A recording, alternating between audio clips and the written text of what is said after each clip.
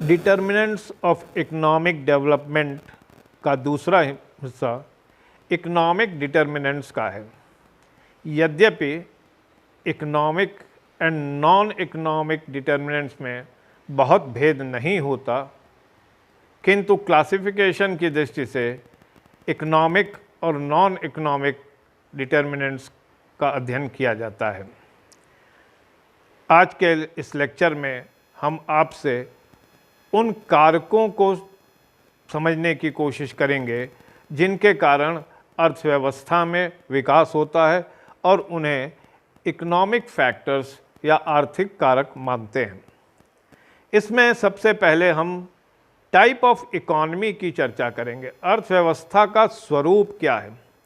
क्या वो market economy है या कमांड इकोनॉमी है या मिक्स्ड इकोनॉमी है? मार्केट इकोनॉमी में विकास का स्वरूप दूसरी तरह का होता है। क्यों?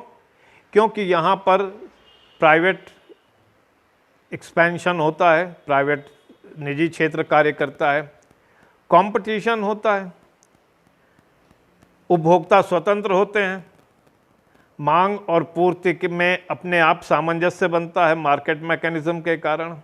तो विकास का स्वरूप अलग होता है।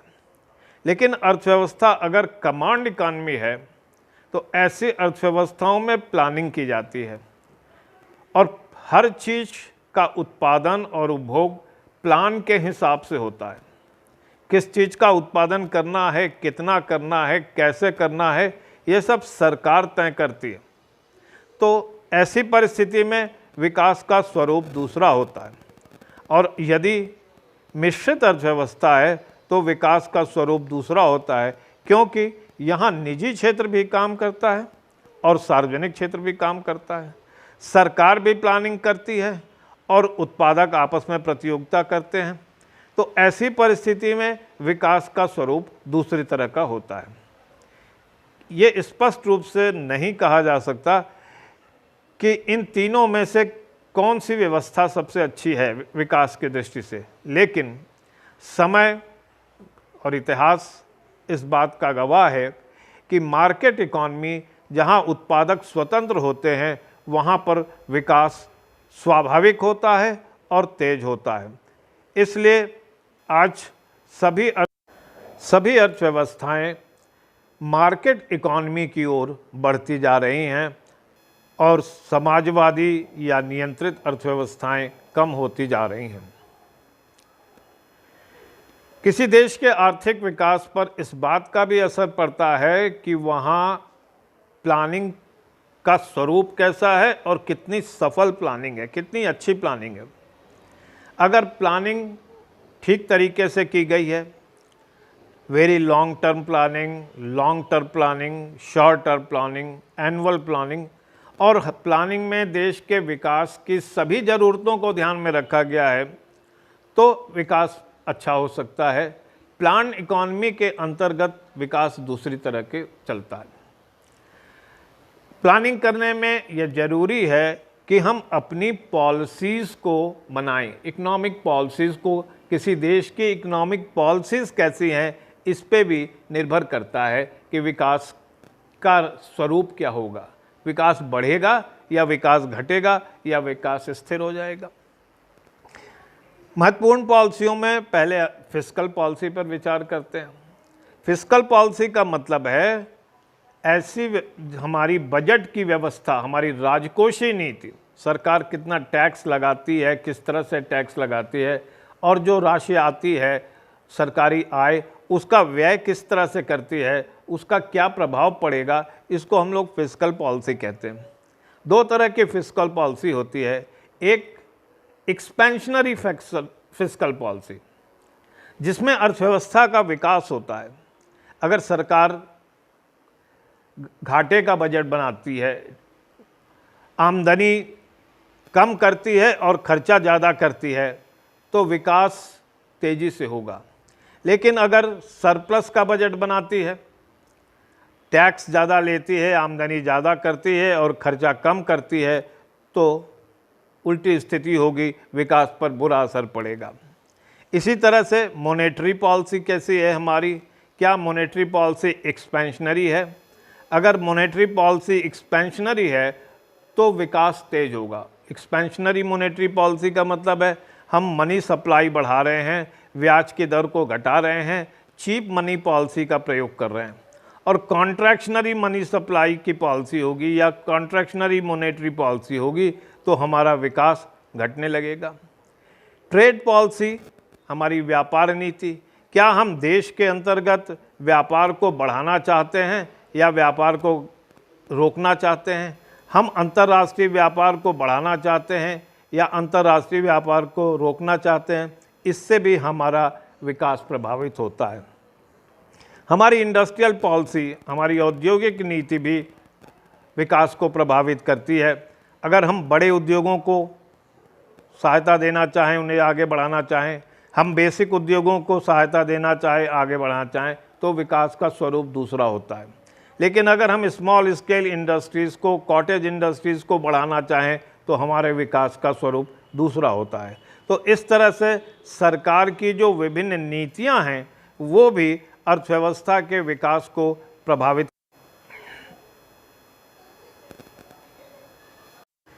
किसी अर्थव्यवस्था का विकास इस बात से भी प्रभावित होता है कि वहाँ ट्रेड साइकिल अपने किस रूप में है। ट्रेड साइकिल माने व्यापार चक्र। व्यापार चक्र यानी किसी भी अर्थव्यवस्था में सारी आर्थिक गतिविधियां एक समय बढ़ती हैं, स्थिर होती हैं या गिरती हुई होती हैं। अगर आर्थिक गतिविधियों के बढ़ने का समय है, प्रॉस्पेरिटी का पीरियड है, तो अर्थव्यवस्था में विकास तेज़ी से होता है। लेकिन अगर रिसेशन का पीरियड है, अर्थव्यवस्था मंदी की ओर जा रही है, तो विकास की गति धीमी हो जाती है। जैसे इस समय भारत में कोरोना के कारण विकास की गति को नुकसान पहुंचा है। एक इन्फ्लेशन भी एक चीज़ है, महंगाई, मुद्रास्फीति। अगर अर्थव्यवस्था में मुद्रास्फीति हो रही हो, कीमतें बढ़ रही हों, 4, 5, 8, 10% की गति से बढ़ रही हों, तो ये माना जाता है कि अर्थव्यवस्था में ऐसी परिस्थिति में विकास अच्छा होता है। लेकिन अगर डिफ्लेशन हो, कीमतें गिर रही हों, तो उत्पादकों को प्रोत्साहन नहीं मिलता है, वो उत्पादन नहीं करने लगते हैं, रोजगार कम होने लगता है, तो हमारा विकास भी कम होने लगता है। तो इन्फ्लेशन विकास को तेज करता है और डिफ्लेशन विकास को नीचे ले आता है। आज कोई भी देश अकेले काम नहीं करता, वो विश्व के साथ मिलकर काम करता है। विश्व की आर्थिक घटनाओं का प्रभाव उसके ऊपर पड़ता है और इसलिए ऐसी परिस्थिति में विश्व की अर्थव्यवस्था से किसी देश की अर्थव्यवस्था का विकास प्रभावित होता है। अगर विश्व की अर्थव्यवस्थाएं आगे बढ़ रही हैं तो देश की अर्थव्यवस्था भी आगे बढ़ती है, और अगर विश्व की अर्थव्यवस्थाएं नीचे की ओर जा रही हैं तो देश की अर्थव्यवस्था भी नीचे की ओर जाने लगती है। ऐसी परिस्थिति किसी देश का विकास इस बात पर निर्भर करता है कि उसमें रहने वाली लोगों की स्थिति क्या है। पॉपुलेशन जो है, ह्यूमन रिसोर्स जो है, वो कितना प्रोडक्टिव है। किसी देश में अगर ज़्यादा पॉपुलेशन है, जैसे चाइना में है, भारत में है, तो ये पॉपुलेशन लेबर सप्लाई को, श्रम की आपूर्ति को बढ़ा देती है और प्रोडक्शन कॉस्ट इससे कम होने लगती है। चीन की जनसंख्या ज़्यादा है तो आपने देखते हैं कि विश्व के अनेक देश चीन के माध्यम से अपना उत्पादन करते हैं। तो पॉपुलेशन एक बड़ा फैक्टर है, ये लेबर सप्लाई को बढ़ा देता है, लेबर कॉस्ट कम कर देता है, इससे उत्पादन बढ़ता है। हमारी जो पॉपुलेशन है, भारत के बारे में कहा जाता है कि यहाँ की पॉपुलेशन यंग पॉपुलेशन है। दुनिया में इतने जवान लोग कहीं नहीं हैं, और अगर किसी देश में जवान लोगों की संख्या ज़्यादा है, बुढ़े और बच्चों की कम है, तो उस देश में काम करने वाले हाथ अधिक होते हैं और उत्पादन बढ़ता है, विकास होता है। एक और तत्व है, और ये है कि पूरी जनसंख्या में से कितने लोग काम करते हैं और कितने लोग उन पर आश्रित हैं। अगर किसी देश में एम्प्लॉयमेंट की स्थिति अच्छी है, वर्किंग पॉपुलेशन ज़्यादा है, डिपेंडेंट पॉपुलेशन कम है, तो ऐसी परिस्थिति में उस देश में विकास तेज होगा। देश में रोजगार और बेरोजगारी की स्थिति भी इस बात को तय करती है कि विकास कैसा होगा। अगर किसी देश में बेरोजगारी ज़्यादा है तो विकास धीमा हो जाएगा, लेकिन अगर रोजगार अच्छा है और फ़ायदेमंद अच्छा है, सबको फ़ायदेमंद रोजगार मिल रहा है, तो उस देश में उत्पादन और विकास ज़्यादा होगा। इसके अलावा इस बात पे भी निर्भर करता है कि पॉपुलेशन में से कितने लोग पढ़े लिखे हैं और कितने लोग पढ़े लिखे नहीं हैं। एजुकेटेड और अनएजुकेटेड पॉपुलेशन से भी इस बात पर असर पड़ता है कि विकास कितना होगा। और केवल पढ़ने से नहीं होता, हमारे देश में जो पॉपुलेशन है उसका कितना हिस्सा काम करता है और वो टेक्निकली एडवांस है। अगर हमारी टेक्निकल वर्कफोर्स ज़्यादा है तो हमारे देश में, किसी देश के विकास में वहाँ पर उपलब्ध प्राकृतिक संसाधन बहुत महत्वपूर्ण होते हैं और वो विकास का आधार बनते हैं। अगर किसी देश में भूमि अच्छी है, बड़ी मात्रा में है, उपजाऊ है, तो कृषि उत्पादन ज़्यादा होता है और कृषि उत्पादन का जो सरप्लस होता है वही इंडस्ट्रियल डेवलपमेंट का आधार बनता है। किसी देश में अगर पानी उपलब्ध होता है, अच्छा मीठा पानी उपलब्ध होता है, उस देश में मत्स्य पालन अच्छा होता है, कृषि अच्छी होती है, सभ्यताएं विकसित होती हैं, तो विकास पानी के कारण होने लगता है। अगर किसी देश में मिनरल्स खनिज संसाधन ज़्यादा हैं, पेट्रोलियम ज़्यादा है, यूरेनियम ज़्यादा है, सोना चांदी ज़्यादा है, लोहा कोयला ज़्यादा है, तो उसके आधार पर भी उस देश में विकास आगे बढ़ता है। किसी देश के पास उपलब्ध पशुधन भी महत्वपूर्ण भूमिका अदा करता है। अच्छे पशु अर्थव्यवस्था को मजबूत बनाते हैं। इसी प्रकार अगर किसी देश में वातावरण अच्छा है, क्लाइमेट अच्छी है, काम करने के अनुकूल क्लाइमेट है, तो वहाँ भी उत्पादन ज़्यादा होता है। नहीं तो रेगिस्तान जैसी स्थिति हो तो उत्पादन प्रभावित हो जाता है। जिन जगहों पे बर्फ़ जमी होती है वहाँ पर उत्पादन प्रभावित हो जाता है। तो ऐसा क्लाइमेट जो कि उत्पादन को बढ़ावा दे, अगर किसी देश में उपलब्ध है तो विकास होता है। विकास को प्रभावित करने वाले अनेक अन्य कारक हैं। देश में पूंजी कितनी है, कैपिटल स्टॉक कितना है। उत्पादन के अनेक साधनों में सबसे महत्वपूर्ण साधन पूंजी है।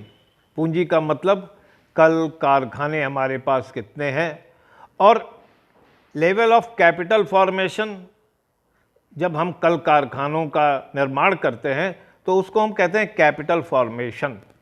अगर हमारे देश में कैपिटल फॉर्मेशन लगातार होता जा रहा है, इन्वेस्टमेंट होता जा रहा है, कैपिटल बढ़ती जा रही है, तो हमारे देश का विकास तेज होगा।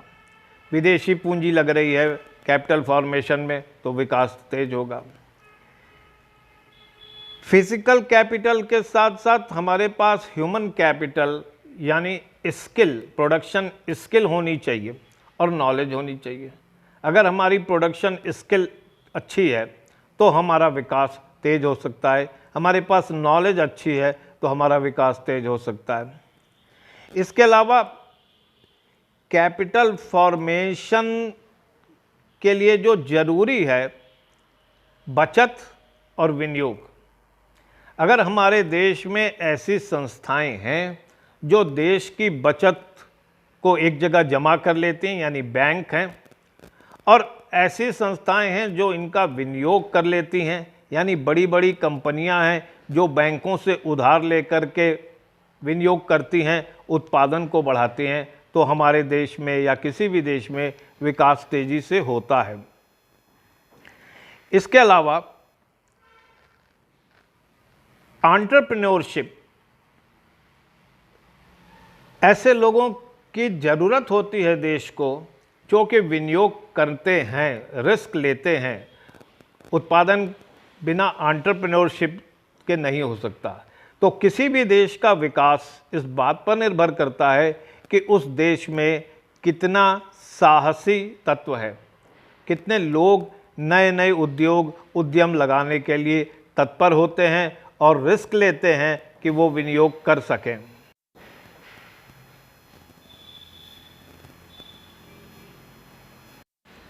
किसी देश का तकनीकी का स्तर जो है वह भी विकास को प्रभावित करता है।